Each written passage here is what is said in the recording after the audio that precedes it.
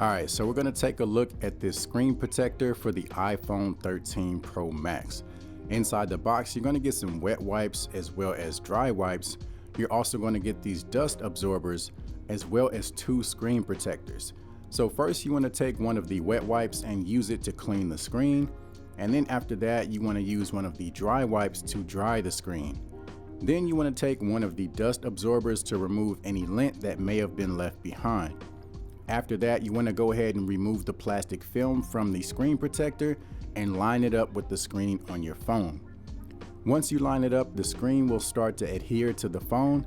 After that, you want to press any air bubbles that you see towards the edges of the screen.